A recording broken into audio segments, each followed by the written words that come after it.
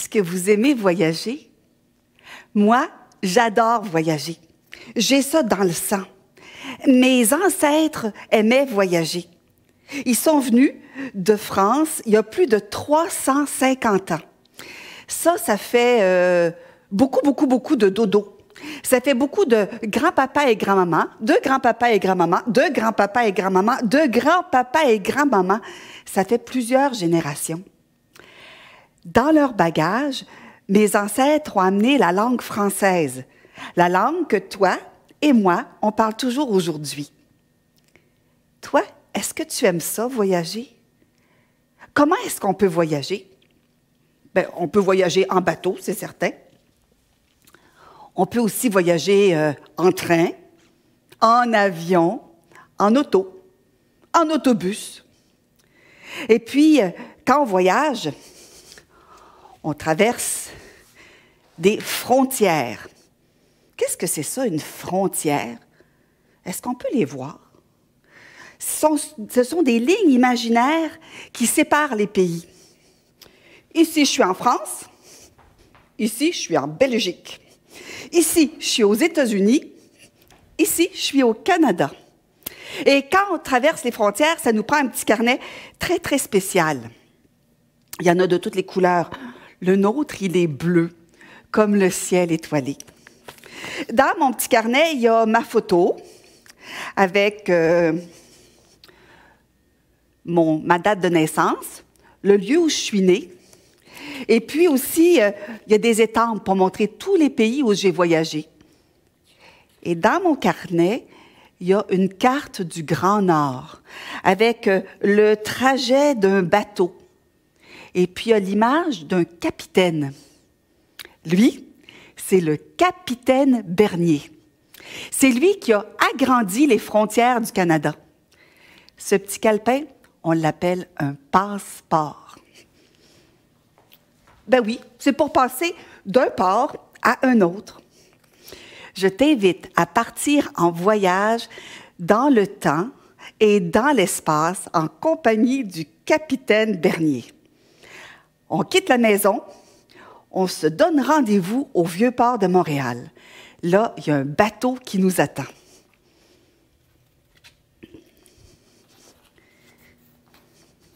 Ce bateau, c'est le CGS Arctique.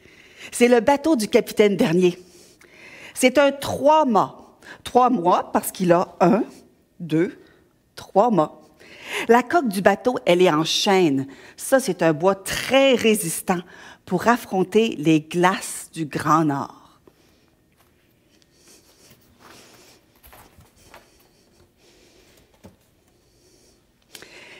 Le capitaine Bernier nous accueille. Moussaillons, moussaillonnes, bienvenue à bord. Larguez les amarres. Qu'est-ce que c'est ça, les amarres? Ah oui, c'est la corde qui retient le bateau attaché au quai. Amarres larguées. Hissez la grand voile. Oh, hisse, oh, hisse, oh, hisse, oh, hisse. Grand voile, hissez. Et là, le vent se met à gonfler la voile et le bateau glisse sur les flots. Le CGS Arctique quitte le port de Montréal. Il passe devant Trois-Rivières, Québec, Rimouski, Sept-Îles et il remonte vers le nord.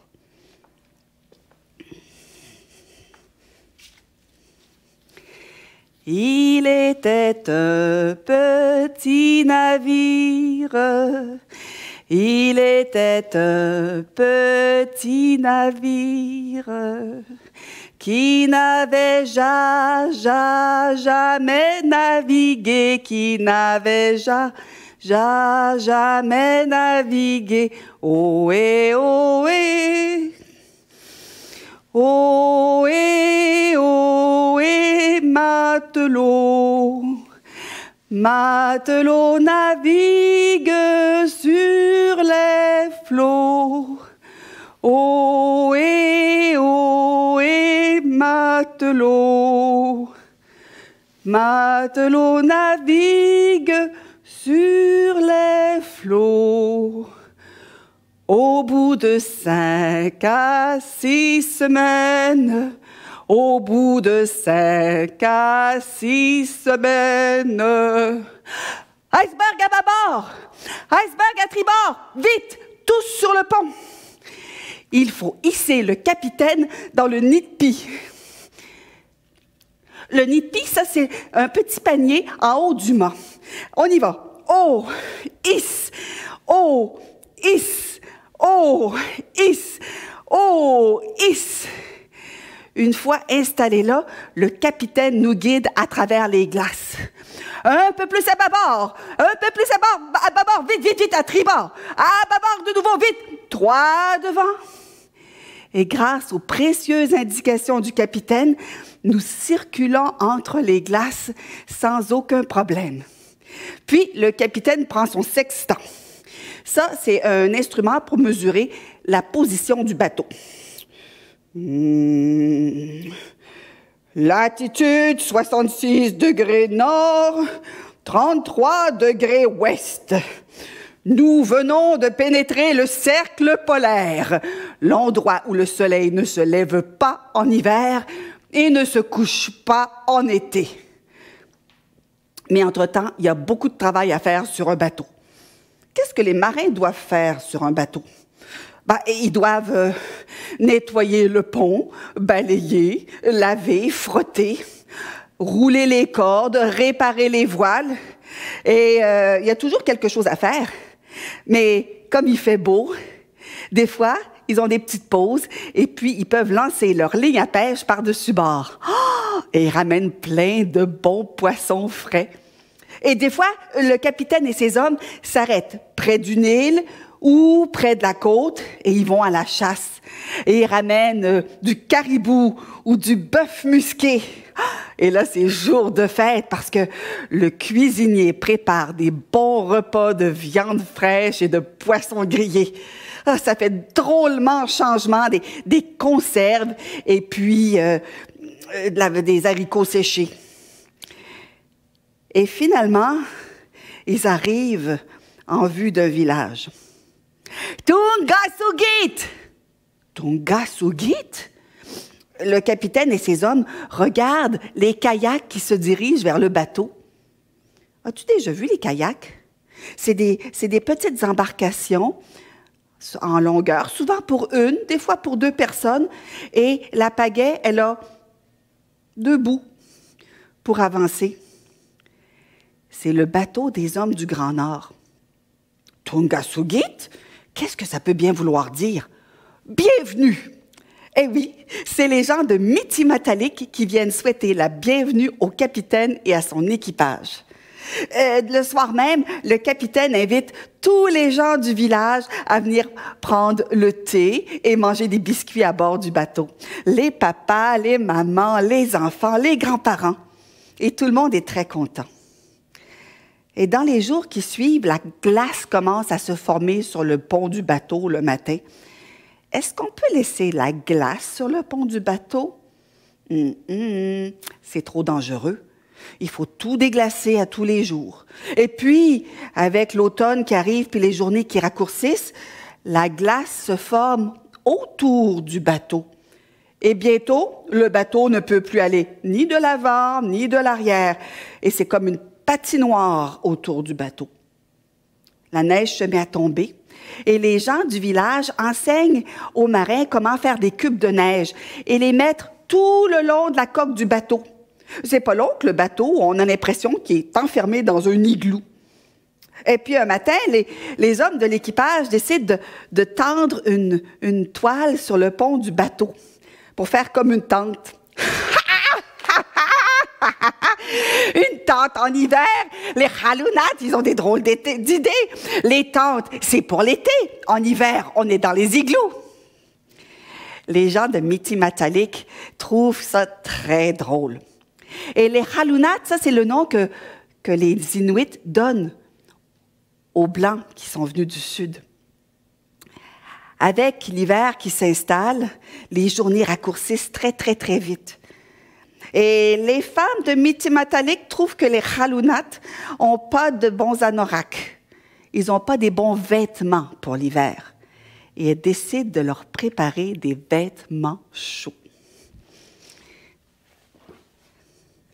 Avec des fourrures que la capitaine a rapportées et aussi avec des fourrures que les Inuits échangent avec eux.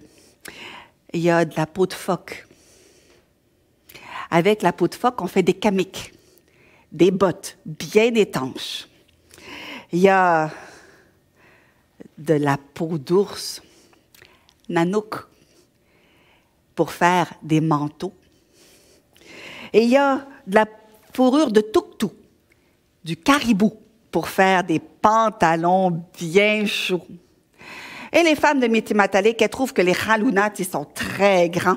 Ça prend beaucoup de fourrure pour les habiller.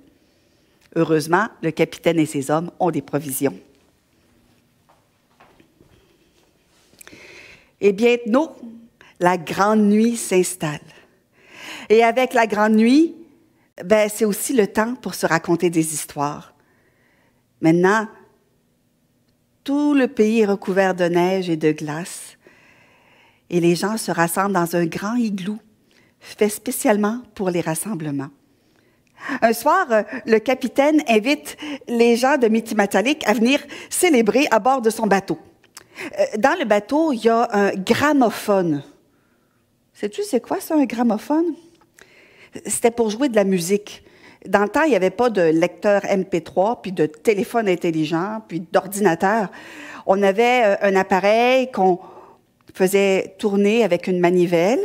Ça faisait tourner un petit plateau sur lequel on mettait un disque. Et là, on descendait un bras avec une petite aiguille et le son voyageait à travers un grand cornet. Et la chanson préférée de l'équipage, c'est « Alouette ». Tu vas la chanter avec moi.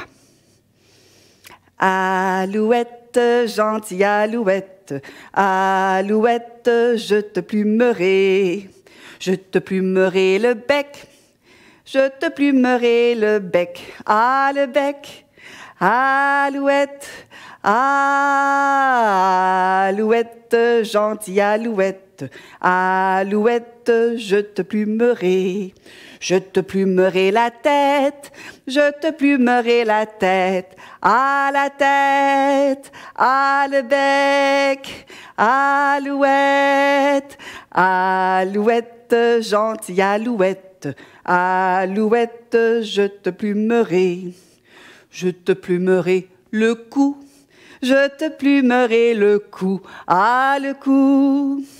À la tête, à le bec, alouette, alouette, gentille alouette, alouette, je te plumerai. Je te plumerai le dos, je te plumerai le dos, à le dos, à le cou, à la tête, à le bec, alouette, alouette, gentille alouette, alouette, je te plumerai. Je te plumerai la queue, je te plumerai la queue, à la queue, à le dos, à le cou, à la tête, à le bec, alouette, gentille alouette, alouette, je te plumerai. Je te plumerai les pattes, je te plumerai les pattes, à les pattes, à la queue, à le dos, à le cou, à la tête, à le bec, alouette, gentille alouette, alouette, je te plumerai. Je te plumerai les ailes, je te plumerai les ailes, à les ailes, à les pattes, à la queue, à le dos, à le cou, à la tête, à le bec, alouette, gentille alouette, Alouette, je te plumerai.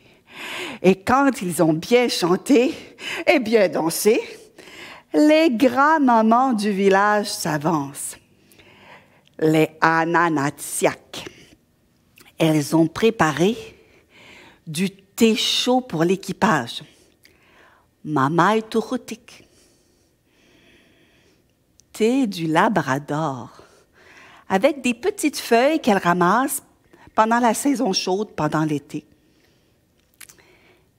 Et les Ananatsiak décident à leur tour de raconter une histoire. Et depuis qu'ils sont dans le Nord, les hommes ont appris plein de mots en Inuktitut.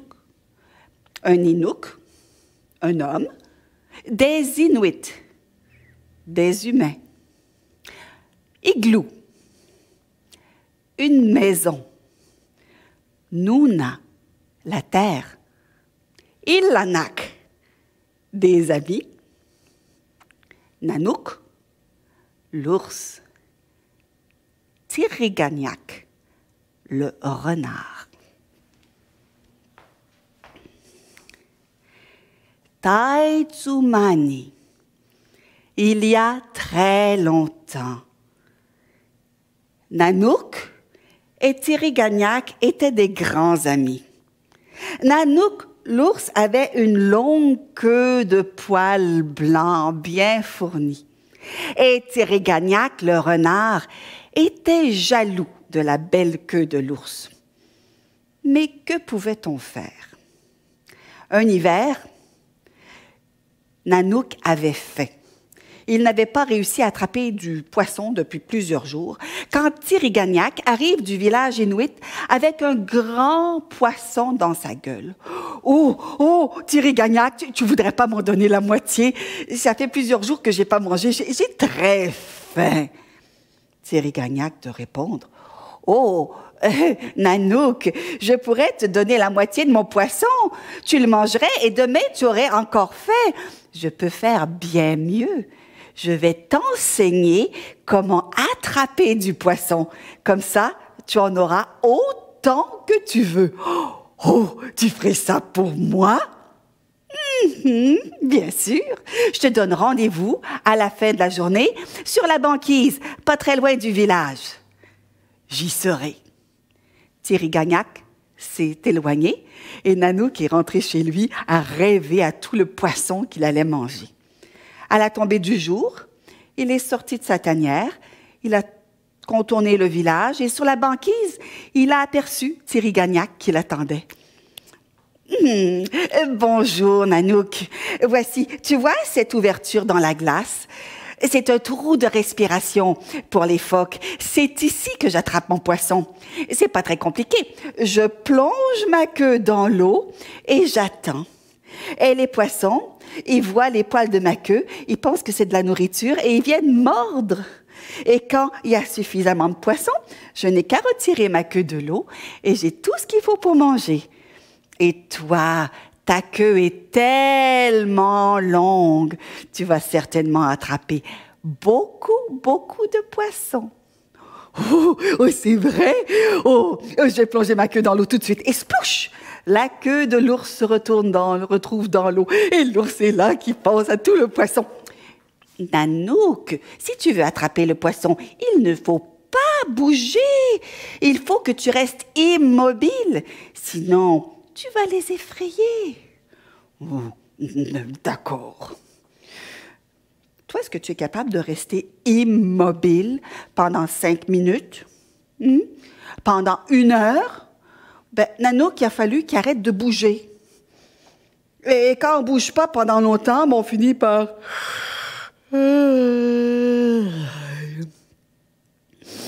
s'ennuyer. Et puis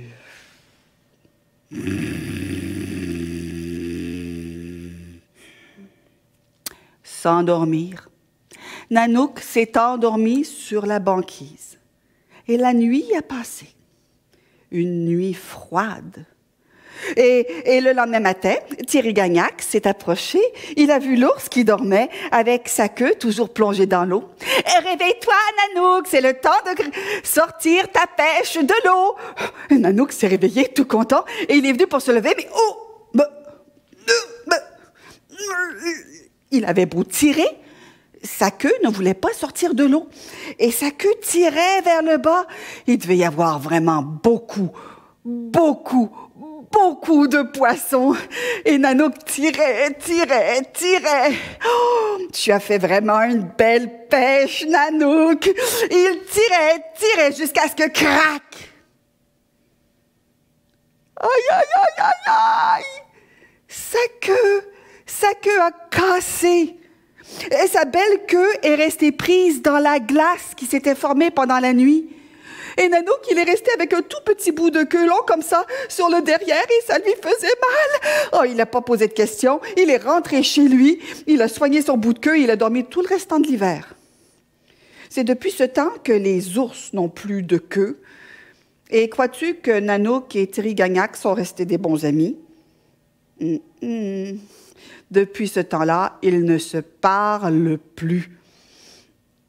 Nanook avait perdu sa belle queue et Thierry Gagnac avait trouvé un beau gros poisson pour mordre à sa farce. Quand les Ananatiak racontaient cette histoire, elle faisait tellement de gestes et de mimiques que les hommes de l'équipage ne pouvaient pas s'empêcher de rire de bon cœur. Et à se raconter des histoires et à chanter et à passer du bon temps ensemble, la grande nuit, elle a passé très vite. Et puis le printemps est arrivé. Et le capitaine a enfin pu accomplir ce qu'il était venu faire dans le Grand Nord.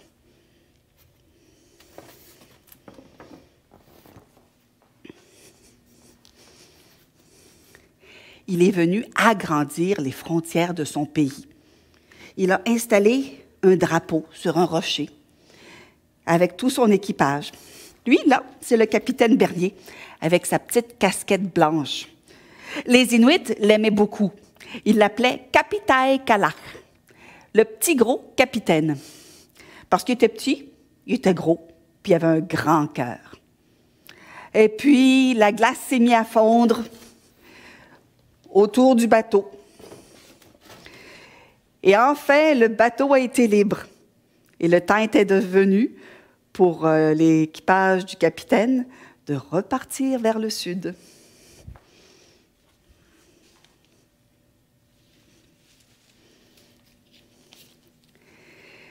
Il était un petit navire, il était un petit navire qui n'avait jamais navigué, qui n'avait jamais navigué, ohé, ohé.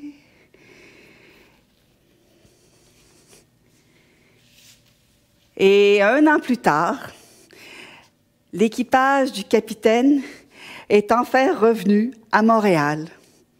Et nous, notre voyage se termine ici. Au revoir, Moussaillon! Nous allons reprendre le chemin de la maison, après avoir dit au revoir au capitaine Bernier. Et maintenant, tu as une nouvelle histoire à raconter. Tu as des nouveaux mots de vocabulaire à partager et tu sais qui se cache dans l'une des pages de ton passeport. Bonne journée!